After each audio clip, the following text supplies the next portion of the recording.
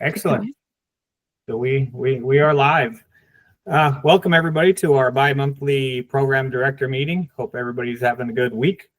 Today we're going to have a special guest, Dr. Hardin, who's going to talk to us about the traffic incident management. And then we'll talk a little bit more about the psychomotor skills because I know everybody loves that topic. So we'll just continuously talk about it. And then we got some other quick things. Our meeting shouldn't take too long, but unless you guys have some questions on upcoming statute changes and things like that. But without further ado, David, I'll let you go ahead and take control. Okay. Good morning, everyone. I'm going to share my screen. Okay, y'all see that okay? Great, okay. Well, I'm here to talk about traffic incident management, and in particular during Crash Responder Safety Week. That's a program that's sponsored by the Federal Highway Administration. It's a national presidential declaration observance every year. This year it's November 18th through 22 of November. So I'm here to talk about, let you know we have some materials available to promote Crash Responder Safety Week at your schools and training programs, particularly those about moving over so we don't let our first responders get struck by and killed, but also ways that they can take that class through their, I guess Dan and I had talked about it, and we thought that primarily it'd be better to see if we can start with the recertification program classes to see if they could take the 4-hour free TIM class, either the virtual live one on the 13th of November or sign up for an online go as you go training as homework or off-duty type thing. So further ado, there's some interesting stats about urban versus rural. I think it's kind of important because a lot of our first responders and our EMCTs do work in rural areas. So we found, as far as crashes are concerned, that while there are fewer fatality crashes in rural areas compared to urban proportionally, the fatal crashes in rural areas tend to be much higher. In fact, they're 3.5 times more likely to be fatal in comparison to urban crashes. And that has to do with speed and other factors and time, response times, and things of that sort. So anyway, this year's theme for Crash Responder Safety Week is Responders Ahead, Reduce Your Speed as You Proceed. Now, this video here is normally 18 minutes long. I'm just going to show the first 5 or so minutes of it, so I'll give you an overview just on what TIM really is.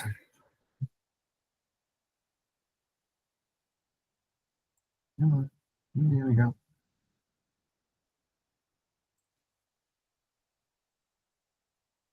Takes a while to load. A quick check of the freeways and a Hawthorne Western has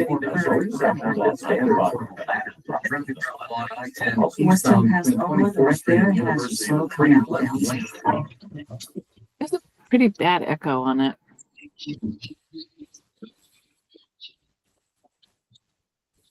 David, you might need to mute your Interstate 83 microphone. comes to a standstill when a responding police officer stops to assist one motorist and another car slams into the back of her police cruiser. Officer Teresa Rigby falls from the elevated interstate.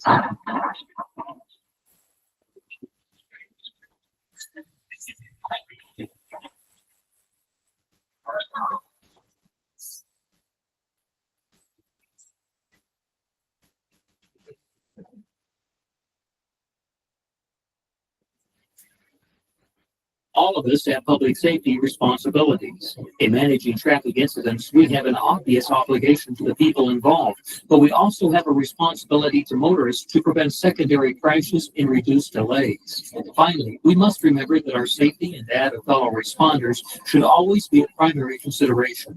From the major multi-vehicle crash on a busy freeway to the disabled vehicle on the shoulder of a local street, the need for traffic incident management is apparent.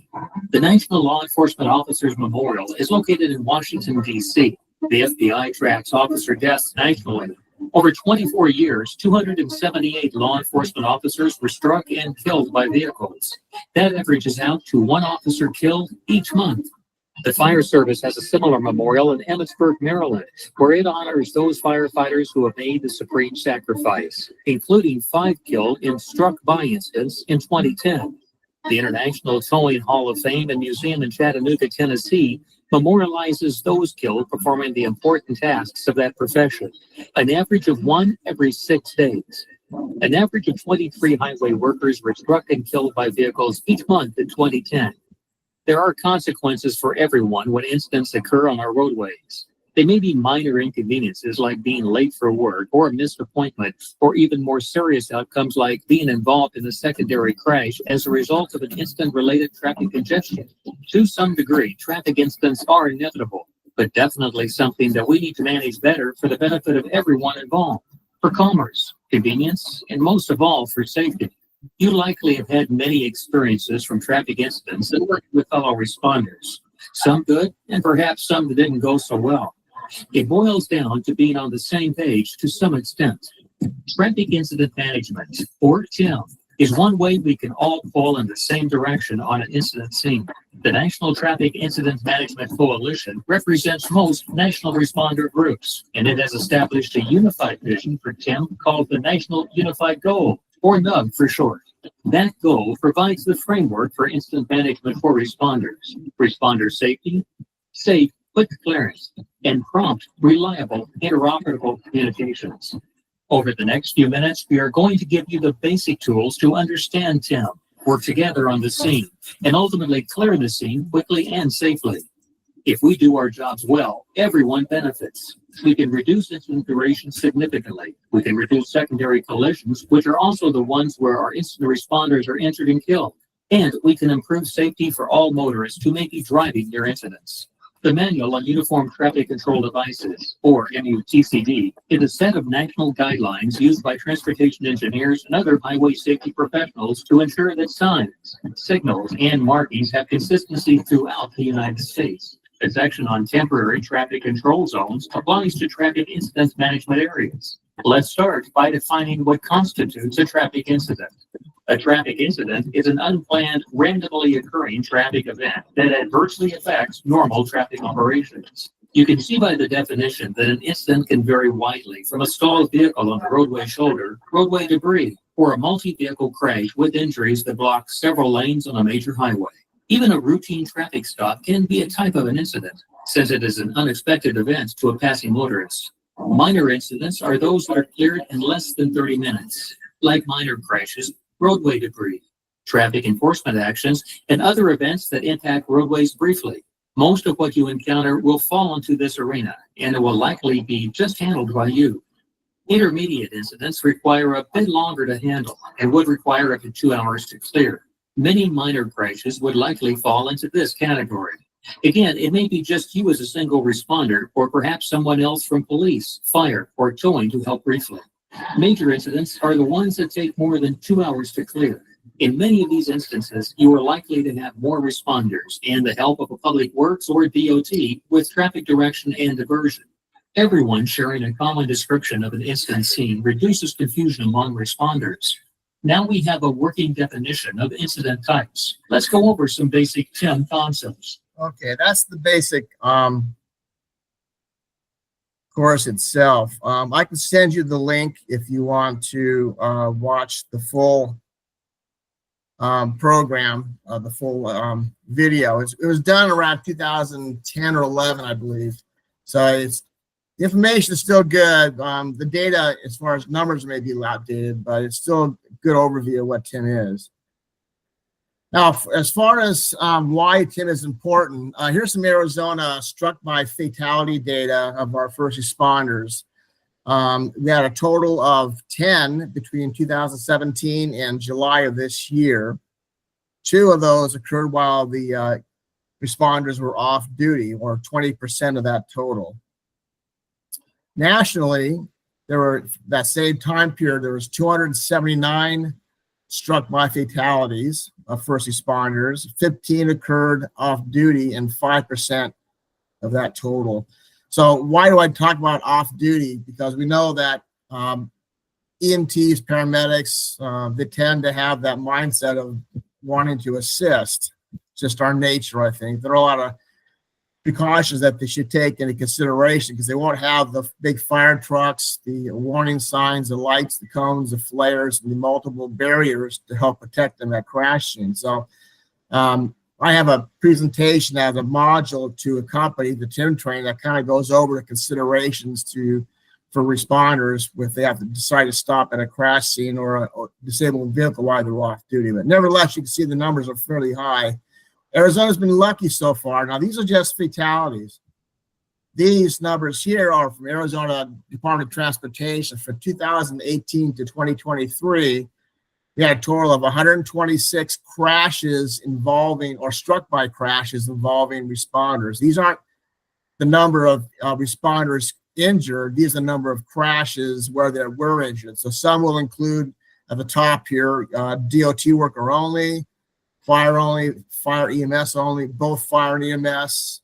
I worked with ADOT and changing their crash report form to now allow us in the future to be able to identify how many fire, how many EMS at each of these crashes, if it's a single crash, were actually injured. So that way we'll have better counting on who's really being injured at these scenes. So anyway, those last 2 years account for 55%. I would say maybe these 19 through 21 may have been due to COVID with less freeway traffic, but that's an assumption. But nevertheless, you can see these last 2 years, I've been coming from more than half of that 126 total.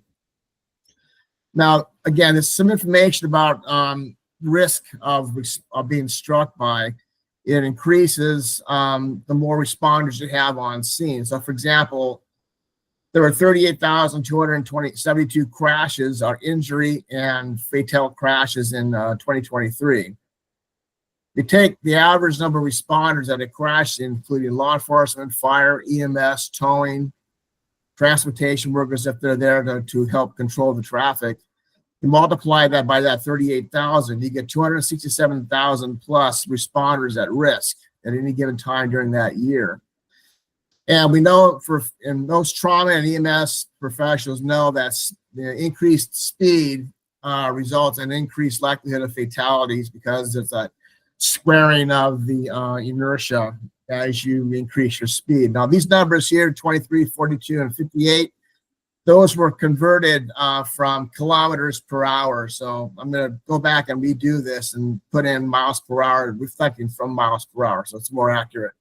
But nevertheless, you can see for yourselves that the higher the speed, the more higher the percentage of risk of death. So you can imagine either late at night or very early in the morning when traffic is low and it's still dark out and you got a high-speed DUI driver, besides that he just plows right into a police officer pulling over a motorist for a traffic violation or a medical emergency where the fire and EMS are on scene, you know, that higher speeds increases their risk of being struck and killed. Now, why am I talking to you folks about TIM training from the EMS perspective? This information is as of late July this year. We had a total of, and this is from the very beginning in Arizona. We started back in late 2010. So we've had about total of 10,681 responders trained, the majority of which are from the basic 4-hour class. We've also had quite a few become trainers to help promote and teach TIM on their own. Yeah, as far as the percentage of attendees by these various disciplines, EMS only accounts for 5%.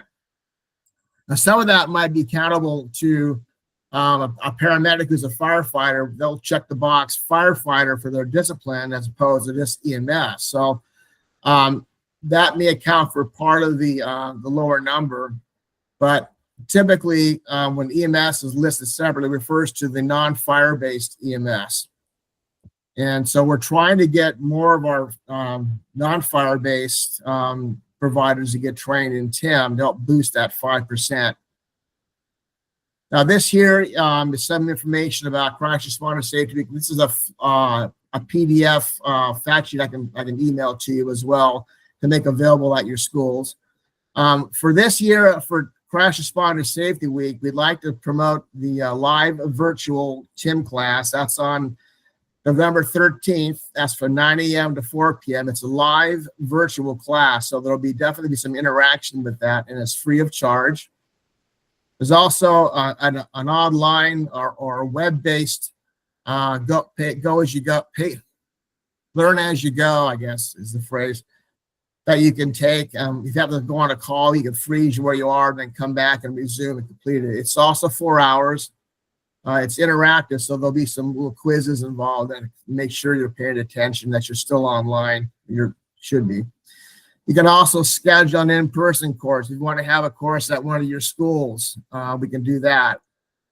And then we're also looking for EMS and also instructors to become TIM instructors to help promote TIM with their own EMCTs in-house. So thank you. That's all I have. I'm open to any questions you might have. So I'll stop talking here. Okay. All right. Any questions from anyone? Yeah, I do, Dr. Harden. This is John Clegg from EAC. Hey, is there going to be a location that we can go to see scheduled dates and times for these trainings? Yes. Okay, where would that be? Now I'll put that in the I should have put that in my list of things to do. Hang on, let me look real quick. I'll just pull it offline. Cool, thank you. You betcha.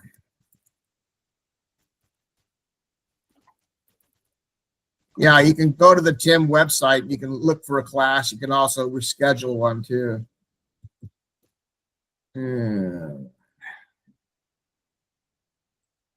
Yep, here we go.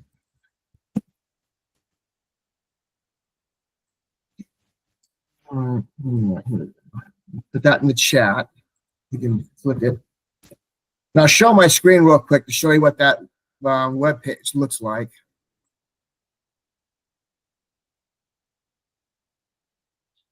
Okay, so you can see here, there's the Arizona Traffic Incident Management. Upcoming TIM courses. Of course, they got the one for virtual. You can click that and sign up to take it. You can click here for upcoming courses. That's what they got posted so far, but you can also, I believe you can also request to have one scheduled.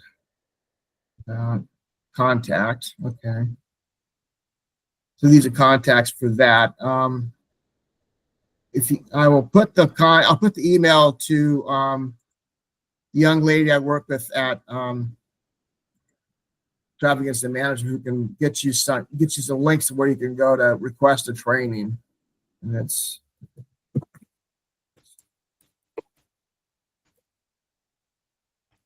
hang on. All right.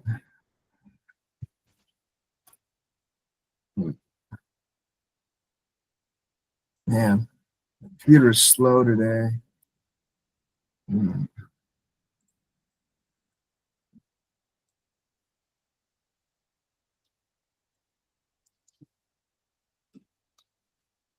All right, let's do this.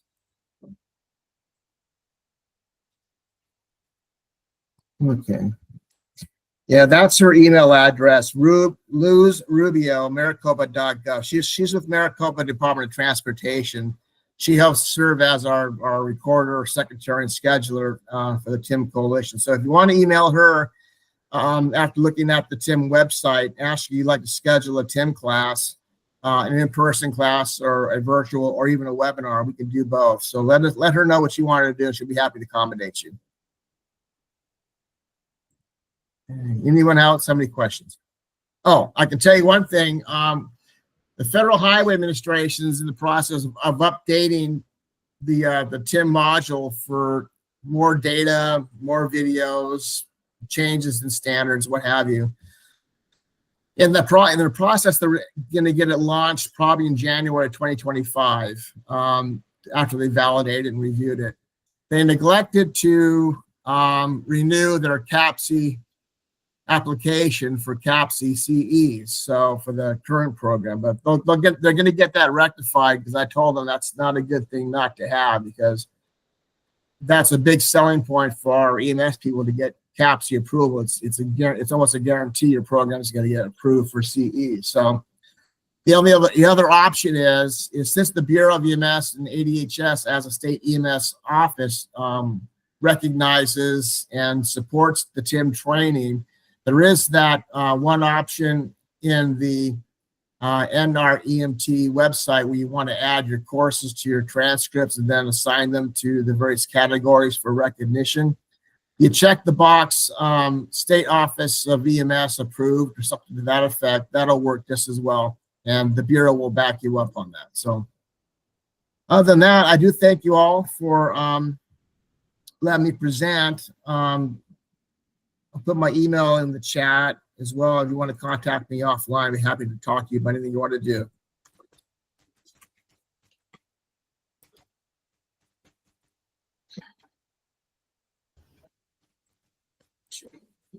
Okay. Well, thank you all very much, and I will stop talking and let you get on with your meeting. Thank you, David, for giving us that information. I'll just throw it out there one more time. Does anybody have any questions for David while he's here? Okay, we will continue moving on. And I'll put that link. I'll put that link to the video in here as well, so they can watch the full thing if they were interested.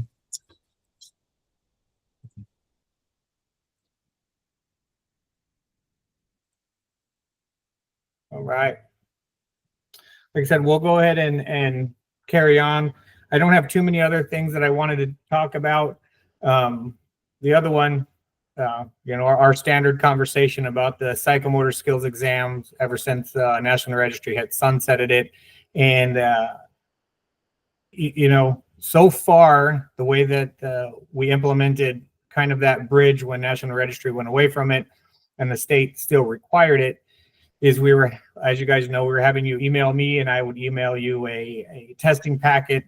To date, we've had 18 requests. So we've sent out those packets 18 times.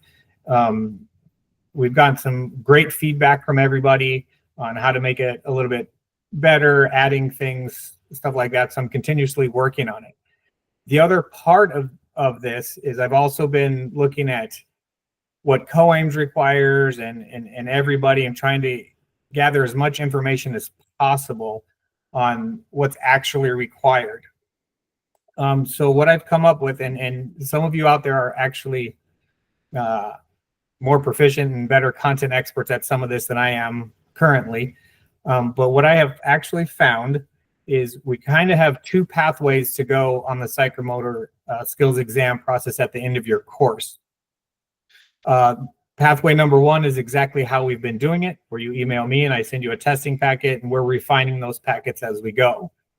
The other pathway is you would email me and I would basically send you an attestation form that you would sign saying that your students have passed a psychomotor skills exam.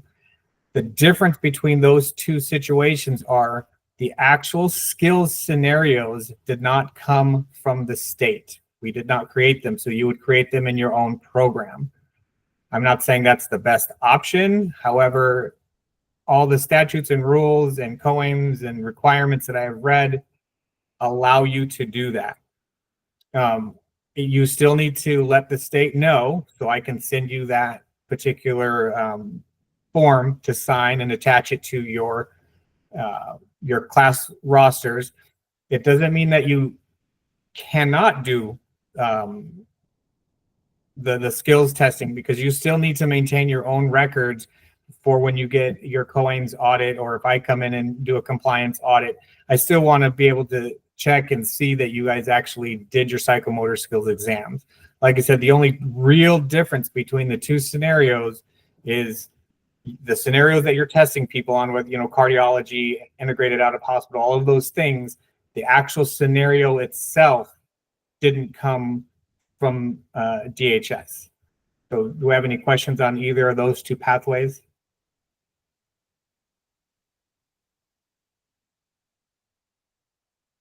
Awesome. That one a little bit smoother than I was anticipating. So if nobody has any questions on that, I will probably, some of you out there I bounce ideas off of, I might send you the little packet that I'm making that has the attestation form in it. Did somebody just raise their hand? I'm sorry, I can't see it. Okay, got a thumbs up. Awesome. Yeah, like I said, I might send some forms out just for feedback before, so I can make sure that everything looks good. Like I said, if there's no other questions on that, one of the other subjects I wanted to talk about, this one is my pet peeve subject, is the STRs. We're going to start, I say, updating, refining, refurbishing all the STRs. And what I want to do with them is, for each STR that we have, is to make an instructions on how that whichever skill is to be used, a PowerPoint, and exactly what you need to submit to the state. How often does that need to be recertified? Let's just take EMTs starting IVs, right? You know, they need, every research cycle, they need to come into a clinical setting and get X amount of, IV starts, things like that. So everybody's on the same page. I'm going to start kind of working on those starting in January 2025. The reason for that is because there's a lot of changes coming up with EMRs and critical care paramedic endorsements and things like that. So there's some changing of STRs. So when January hits, I'm going to create a plan, and whoever wants to help me out creating PowerPoints and creating content, that will be great. I do have some of your emails, so I'm creating a list of who wants to help. Just so you guys know, once we create, let's just say, a PowerPoint on a particular topic, we will run that through the state's education committee and make sure everybody's on the same page with that one. Like I said, at last count, I think there's about 20 STRs when the new stuff rolls out in January. So that's one of the projects I'll be working on. Hopefully we can get it up and running fairly quickly. I mean, it's going to be a long process. Like I said, because that's just a lot of content with a lot of information. And then what we'll do is, I want to have those on the DHS website, where if anybody needed, whether you're a base hospital manager, program director, all those kind of things, all that will be accessible in a very nice packaged format. So that's where we're going with that. Does anybody, I see some people wanting or leaving comments if they want to help out. I got you. Does anybody have any questions on the STR plan? Excellent. So with that, that's all I actually was going to go over, unless you guys have questions on anything upcoming that you would like to talk about. Hey, Dan, I've got a question, if it's all right. Sure, go. So it took a second for your explanation about the skills to sink in. Are you saying that is, we're considering that, or we are right now allowed with our upcoming graduates to be able to do it either way that you just described? It's actually in rule now. Awesome. Okay. But just let me know which direction you're heading, because at the end of the day, I'm keeping track of who's using the scenarios, who's using their own scenarios, who's doing attestation. So I have a huge, basically database that I've created, so I can see what's actually happening in the state. Because my goal is to take all that, and it's going to take some time, let's just say over a year, and I can see really how the state's performing. So at the end of the day, let's just pretend you used the attestation form and you used your own scenarios, right? And you had a 90% pass rate first time. And then I look at all the programs that use the state scenarios, and you had a 99% pass rate. Now I can start comparing throughout the state what's going on, right? Who's excelling, who's not excelling, who needs help, who doesn't need help, that kind of thing. So I could really drill it down to what's working best for Arizona. Got it. Awesome. Thank you. Any other questions out there? Awesome. If no, and you guys, those of you that contact me, you guys know I'm pretty accessible. So email, text message, phone calls, whichever you want to do. If you have questions that you didn't want to ask online, feel free to shoot me a message. One thing, and that you probably guys have probably heard me say this before, if you send me a text message or call me and leave me a message, whichever, if I don't get back to you within 24 hours, it means I missed it somewhere. You'll get some kind of response from me saying, I got your question, or I'll answer you. If it's 24 hours or longer and you don't hear from me, you might want to send it again because you got lost in the shuffle somewhere. I don't mean to be rude, but sometimes I lose people with everything that's happening. So like I said, don't feel bad if you ask me the same question twice, is because I didn't get back to you. So you can see there on our agenda, our next program director meeting, it will be December 20th, Friday, 9 to 11. I'll do another newsletter. All that information will be on there. If you guys have any ideas for guest speakers or anything that you want to talk about in our program director meetings, just let me know and we'll put it on the agenda. I'm hoping, and I say hoping, it's December, so who knows who we can get, that we could have a National Registry representative on the line in case you guys had any National Registry questions. But other than that, if you guys don't have any other questions on anything, I'll let you carry on with your day. Oh, you got a hand raised. Oh, thumbs up. Great. If nobody, like I said, thanks everybody. So yeah, if nobody has any questions, I'll let you go, and everybody enjoy the rest of your day. You guys take care. Thank you.